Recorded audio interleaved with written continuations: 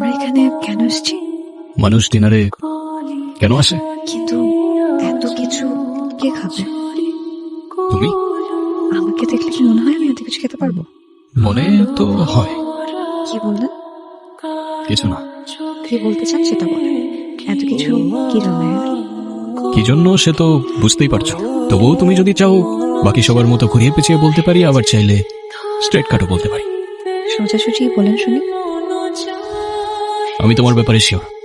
আমার জীবনে আমি তোমাকে ছাড়া আর কাউকে চাই না। সমস্যা নেই, তোমার এখনই কিছু বলতে হবে না। যখন তুমিও শিওর হয়ে যাবে তখন জানিয়ে দিও। এত তাড়াহুড়া কিসে?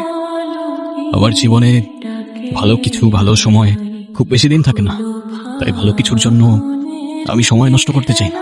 আপনি আপনি আসলে কি করেন বলেন তো? সত্যিটাই বলছি, এই কালীন বন্দরে যত ড্রাগস আসে আর যায় তার পুরো লাইনের হোল্ড আমার বাবার। আর ডেলিভারি থেকে রুট সবকিছুর মেইন অপারেশন আমার হাতে।